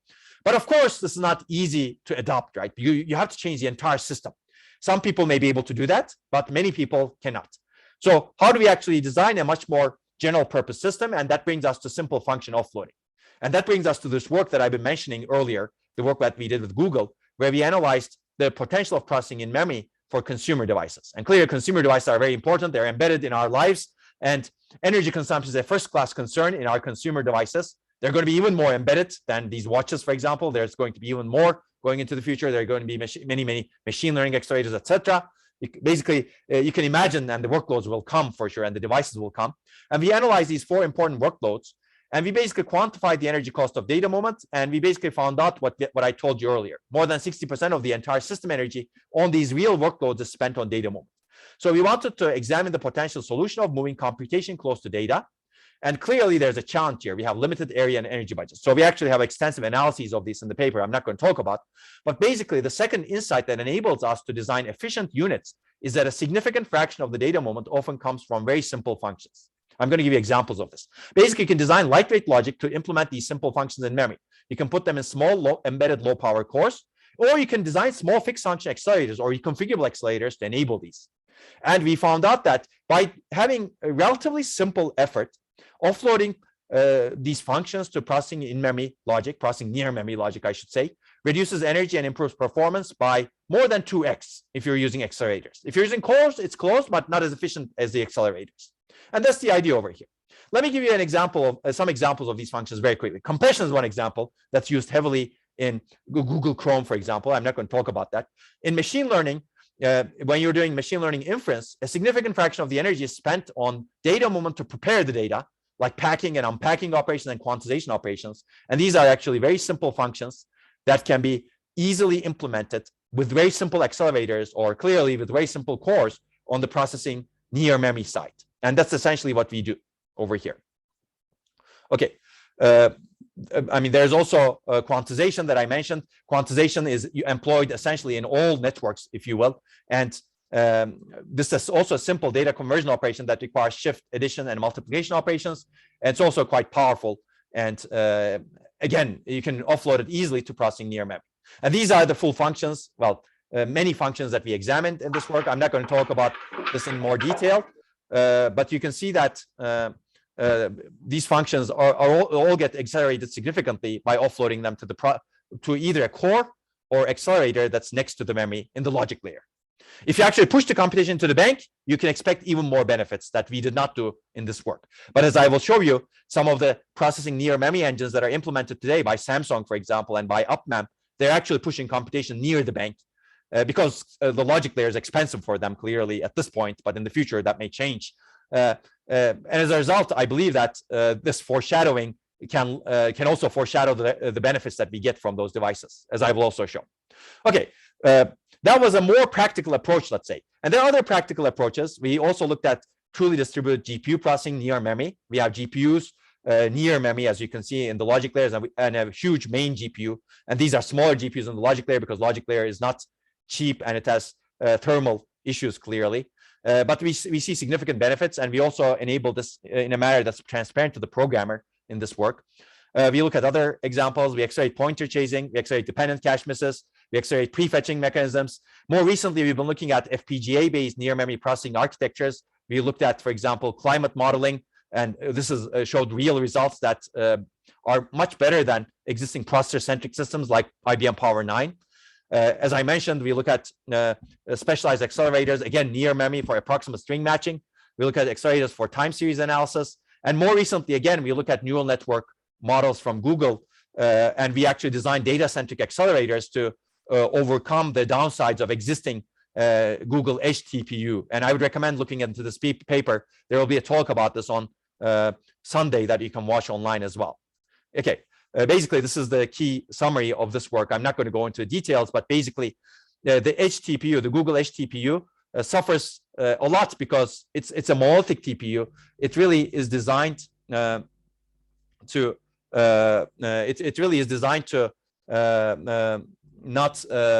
not cater for different properties of different layers, and it really is monolithic. But whereas we analyze a lot of edge models and from Google. These are proprietary models that unfortunately we cannot open source because they're used in Google.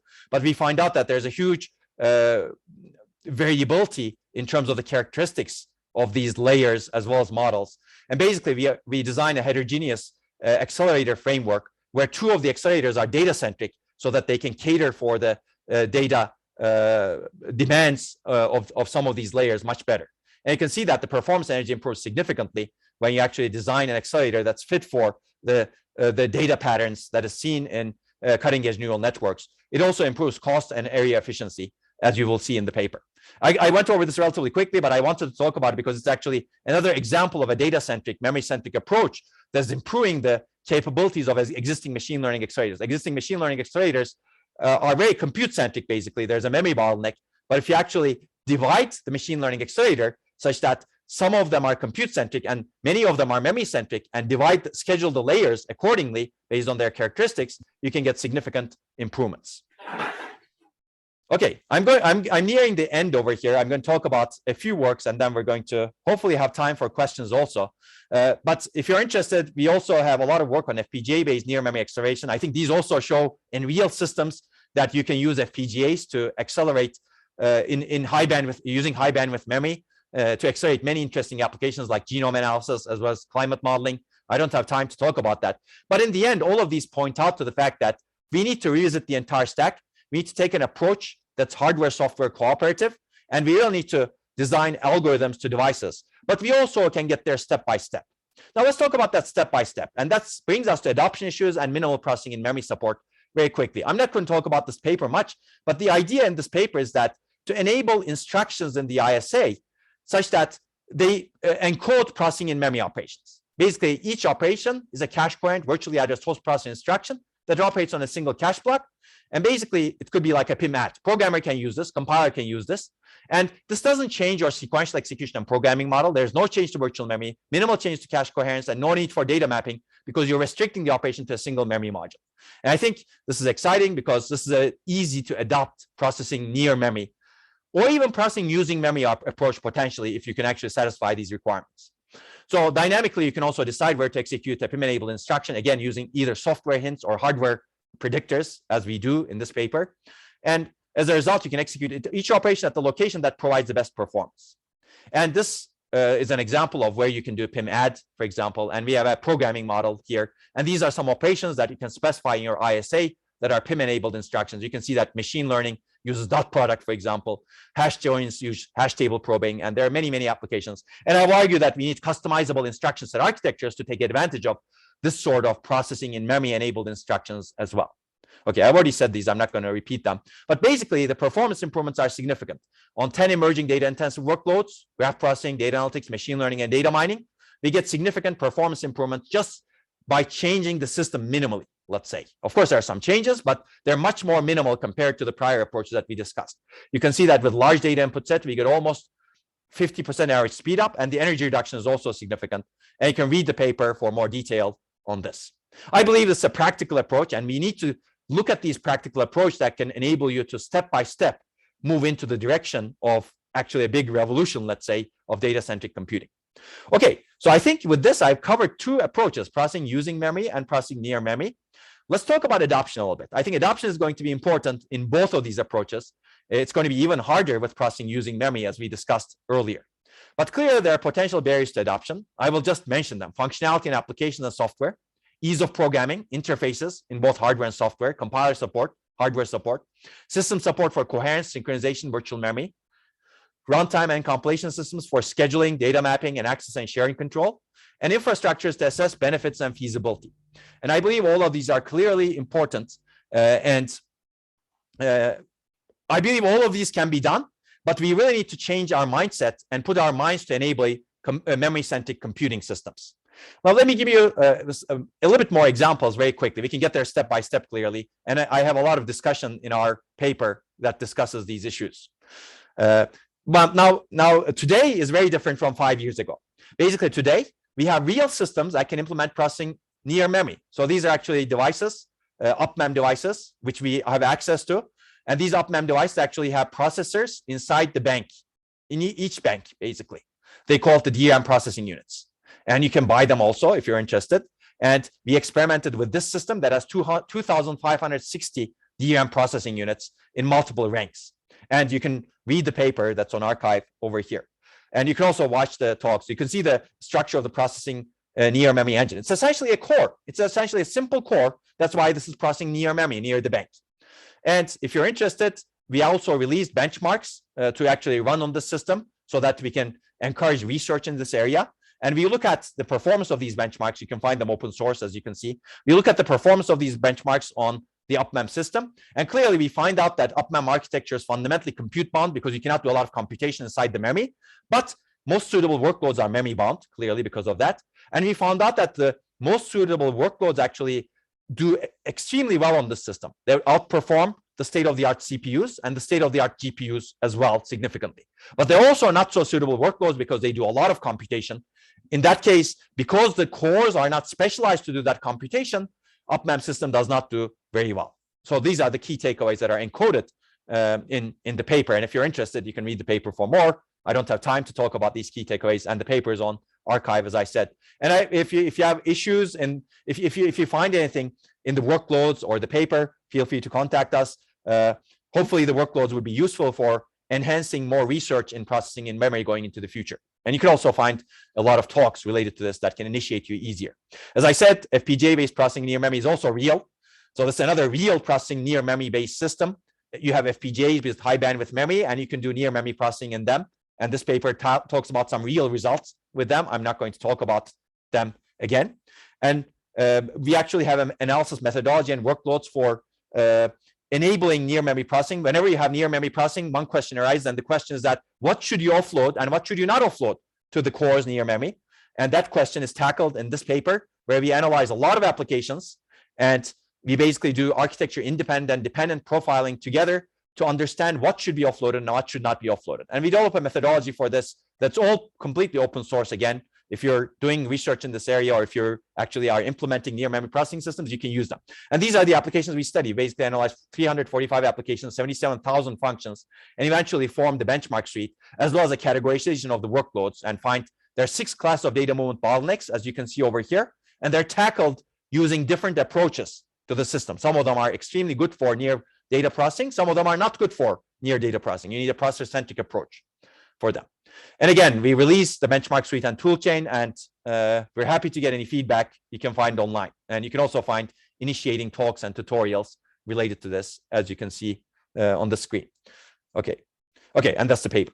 Okay, finally, one more promising thing that's happening right now, and that's already happened, is Samsung, a large company, finally decided to put processing in memory capabilities into their chips. And they say that this is for machine learning workloads, but I think they're generalizing it also right now.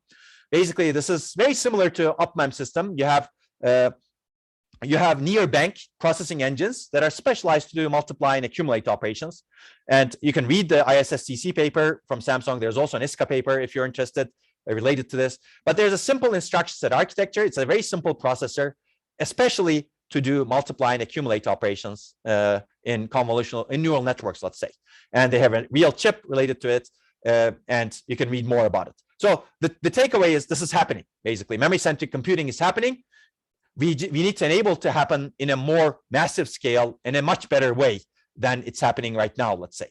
And this is another recent announcement from Samsung that basically shows that it's not exactly what they did with FIMDRAM, but this is actually near memory processing engine, where they can actually do processing inside the modules over here that they call AXDIM, and they basically accelerate personalized recommendation systems. Okay, that brings me to almost to the end. Basically, if you want to know more about processing in memory and memory-centric computing, there's certainly a lot more lectures that we provide online.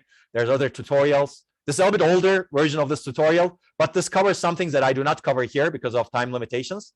But I will say that we have a huge challenge and opportunity for the future. We want fundamentally energy efficient computing architectures, and that requires us to be data-centric. We want fundamentally high performance computing architectures, and that requires us to be data-centric as well. And because both of them reduce the data movement bottleneck that we have today. And clearly there are challenges, and these are some papers that we have written to overcome the challenges that I didn't get a chance to discuss: coherence, synchronization, virtual memory, data structures, infrastructures, and modeling for PIM. But again, that doesn't change the fact. I think all of these, there needs to be more work to be done to enable these fundamentally energy efficient and high performance architectures. Okay, so that brings me to the end of processing in memory. I do not have time for data-driven, self-optimizing computing architectures, as well as data-aware, expressive computing architectures. I believe they're at least equally important, and they're all part of the but they're all synergistic with data-centric computation. But I will invite you to look at this tutorial for more information. And I also will have slides. I will leave these slides. Well, I will send these slides. I would say I want to escape from this. Okay, somehow sharing has stopped. I don't know why. Let me go back to the window.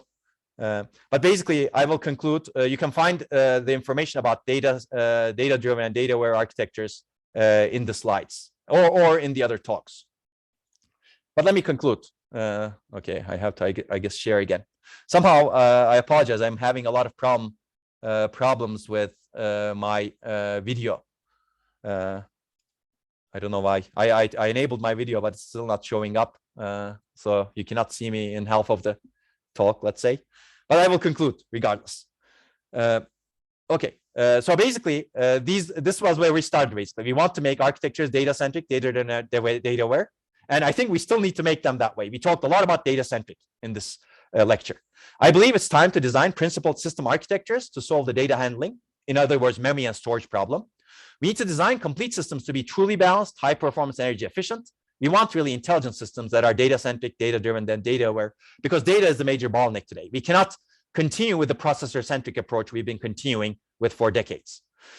For this, we want to enable computation capability inside and close to memory, and we've discussed that a lot in this lecture. And hopefully I've shown you and convinced you that this can lead to orders of magnitude improvements in performance and energy efficiency, and less quantifiable improvements in terms of reliability, security, and safety, let's say. We can enable new applications and computing platforms like new medical platforms, new genomics platforms. It can enable a better understanding of nature as well, because nature fundamentally is data-centric, in my opinion, and data-driven, and probably data-aware as well, and who knows what else.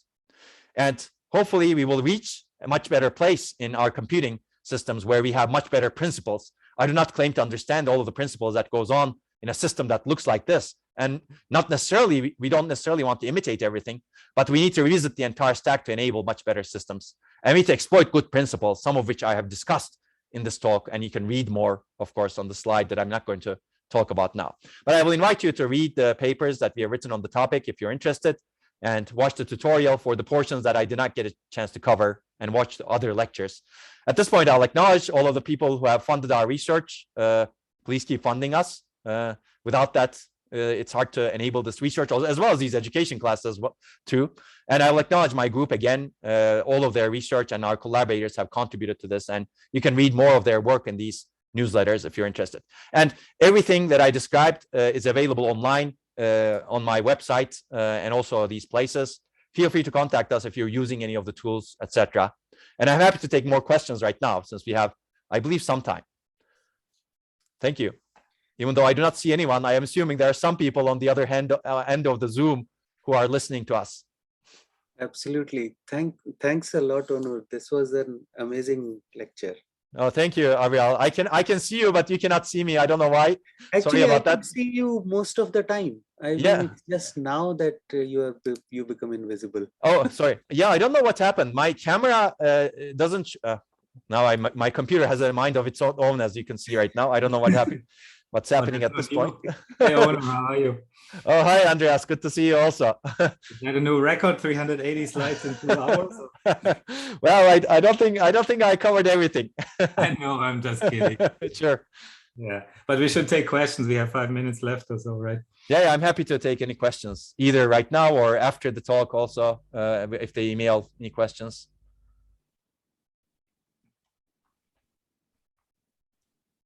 I hope I did not throw hammer people.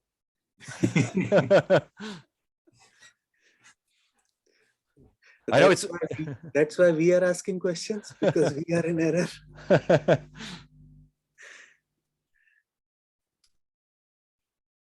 Yeah, any questions? Anyone? I think I see something in chat. Okay. Yeah, I think people can read it. It's not a question, but Emirjan wants to thank me, and he finds it inspirational. Thank you for the kind words. I'm glad that the lecture is useful, and the other lectures that you have seen are useful also. And it's great that an undergraduate student is also attending this and wants to pursue an academic career. That's wonderful to hear. That's part of the reason why we have these classes, I think, why Andreas and Avial and Akash are organizing this as well. Yeah, we hope everybody can benefit from it. Right? We're trying to reach a non-traditional academic conference audience, I guess, with this. Yeah, wonderful. Yeah, that's one of the reasons why I like also giving lectures in venues like this. You usually reach a bigger audience who wants to get into research on these topics, for example. Well, thank you, Onur. Okay, yeah, thank you. If there are no more Andreas. questions, you can drop off anytime, right? We have the other class starting in like 2 minutes. Okay, sure. Just want something in the chat. Okay. More thanks, I guess. Okay, yeah, I don't see a question, but that's another thank you note, I think. Yeah. I guess looks like that's another undergraduate student, Daniel. And okay, Yeah. cool, wonderful. Maybe you can also be available. We have the Gather Town space to hang out and mingle, right? Okay. You can maybe help if anybody wants to meet there, right? Potentially, but we also have the other class starting now. And like, okay, is that Gather Town space available right now, or is it some other time? It is. Okay, it is. Yes. Okay, I'll try to hop on. I need to fix my camera, I think, for that to be a bit more meaningful. We have a networking session at the end of the second class in Gather Town. Maybe you can be there. If you have problems, let me know. Okay, sure. I'll let you know. Okay, thanks. One more question, I guess, in this chat. Can the marginal value setting be an update for the accuracy? I don't know whether that makes sense to you. Yeah, I'm not sure if I understood the question. I mean, the reading, writing operation. Yeah, can you elaborate? I'm not sure what that means.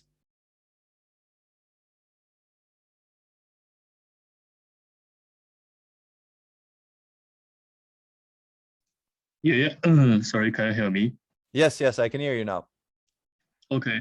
I do research in the resistive memory unit, and I found actually there's accuracy swing when we use high frequency writing and rewriting operation.